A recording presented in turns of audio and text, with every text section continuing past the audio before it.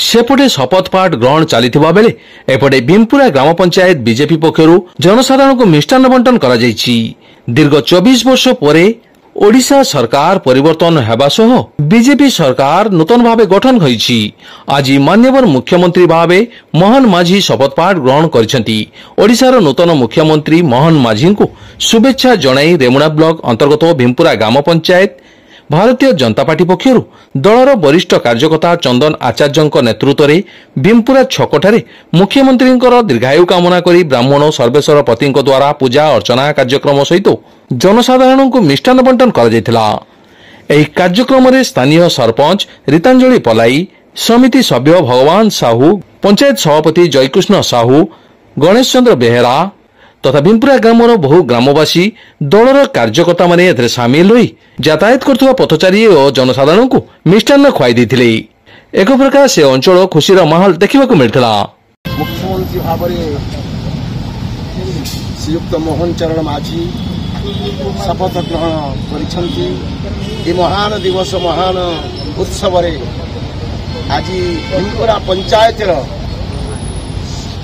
जो बीजेपी सभ्य माने आज त्याग निष्ठार सहित प्रचेष्टार सहित उद्यम करी आज आमर ओडिशा राज्यर 25 वर्षर सरकार को विदाय काल एक नूतन सरकार गठन कर उद्यम प्रचेष्टा त्याग ये कर्मी मानकर त्याग नथिले आज एत बड़ काम हो पार था। अत्यंत सत्य जहाँ भी हो कर्मी मान जो आज ये त्यागर सफलता आज आम समस्ते पाइचु।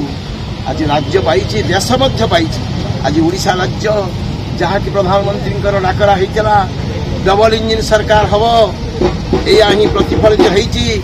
आज या विविध कौन प्रकार नहीं दीर्घ 25 वर्ष पर जो दल को उपुड़ी महानदी में भसई जो बीजेपी मंत्रिमंडल आज शपथ नहीं शपथ समारोह भीमपुरा पंचायत आज खुशी मिष्टान्न बंटन कार्यक्रम हो कार्यक्रम मुख्य पुरोधा होमर तरुण कुमार आचार्य जी की चंदन हठात फोन करी कहले ना आम गोटे बुल भाई आज कुछ करके देखा मुझे देख तोर जी कार्यक्रम कर आग को लेकिन तोर केमती कौन कर तू चिंता कर से सब सब जिन आयोजन दायित्व चंदन नहीं जहा आज ये जो ये मिष्टान्न बंटन जो कार्यक्रम अच्छी से आमर मुख्य अतिथि आम पंचायत सरपंच महोदय रीतांजलि मैडम एवं आमर जो भगवान भाई जो आम पीएस मेंबर प्रतिनिधि पंचायत समिति प्रतिनिधि भगवान भाई जी की पूरा कालिदासपुर पूरा हुलस्थुल करते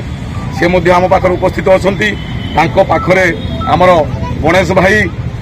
गणेश भाई उपस्थित अच्छा जो पछदपटे सब कार्यक्रम को सी तुलांती एवं आमर पूरा युवपीढ़ी आम पाखरे जो भाई भाव एक्टिव चाहे वो इलेक्शन रणनीति हो रणनीति भितर कार्यक्रम हो कार्य व्यस्तता भितर से जो भाव कार्य करी भीमपुरा पंचायत लीड देती से भाव जमी भाव एकदम माने बानर सेना जो भाव कार्य करें आम युवपीढ़ी से भाव कम कर भीमपुरा को गर्वर सहित आगू को नहीं आजिकार जो मिष्टान्न पर्व मु समस्ते जो उपस्थित अच्छा आमर स्वयं सहायिका गोष्ठी तो दल मूल उपुड़ी जाइए तेणु से बर्तमान माने आमर सरकार केमिति लाभार्थी आसूची से गुड़ाई से जमी समर्पित हेबे एवं घरे घरे कार्यक्रम करेंगे समस्त को मो तरफ शुभेच्छा अभिनंदन एवं आजिका दिन को से घरे दीप जल सेलिब्रेट करूँ खुशीर दिन जहाँ गोटे कहवा गले आम समस्त परिश्रम आज सफल होती दीर्घ 25 वर्ष धरी आम जो चेष्टा कर आसलु ताहा 2024 पूरण होती भारतर यशस्वी प्रधानमंत्री आह्वान क्रमे आम राज्यर जो 25 वर्षर सरकार थिला ताकू आज आम एक्सपायरी करी आमर नूतन सरकार गठन करूँ से आमर जो प्रधानमंत्री जो प्रार्थी बाछी श्रीजुक्त मोहन माझी महोदय को आम तरफ बहुत बहुत शुभेच्छा अभिनंदन और करताली दे आम स्वागत कर आशा रखुचु आगामी दिन में ये ओडिशा आहरी सरस सुंदर एवं उन्नति पथरे आगेब यही आशा भरोसा रखी मो प्रभु जगन्नाथ प्रार्थना करुच्ची ଯେ ଆମର ଆଗାମୀ ଦିନ ଆଗାମୀ ଓଡ଼ିଶା ଏକ ସୁଖ ସମୃଦ୍ଧି ଏବଂ ବିକାଶଶୀଳ ଓଡ଼ିଶା ହେଉ। ଧନ୍ୟବାଦ। ଯାହା ହଉ ଆଜି ଆମ ଭୀମପୁରା ପଞ୍ଚାୟତର ସମସ୍ତ ଯେଉଁ ବିଜେପିର କାର୍ଯ୍ୟକର୍ତ୍ତା ଅଛନ୍ତି ସମସ୍ତଙ୍କୁ ମୋ ତରଫରୁ ବହୁତ ବହୁତ ଧନ୍ୟବାଦ ଏବଂ ଭୀମପୁରା ପଞ୍ଚାୟତ ତରଫରୁ ସମସ୍ତଙ୍କୁ ଡାକିଲା ପରେ ସମସ୍ତେ ଆସିକି ଏଠି ଏକଜୁଟ ହୋଇଛନ୍ତି। ଆଉ ଭୀମପୁରା ପଞ୍ଚାୟତର ଯେଉଁ ସଭାପତି ଅଛନ୍ତି ବୁଲୁ ଭାଇ ଏବଂ ଆମର ଭୀମପୁରା ସରପଞ୍ଚ ଯେଉଁ ରୀତାଞ୍ଜଳି ଭାଉଜ ଏସବୁ ଏଇ ଦୁଇ ଜଣଙ୍କ କଥା କହିବା ଅନୁସାରେ ମୁଁ ଏ ପ୍ରୋଗ୍ରାମଟା ଆଜି ଆରମ୍ଭ କରିଥିଲି।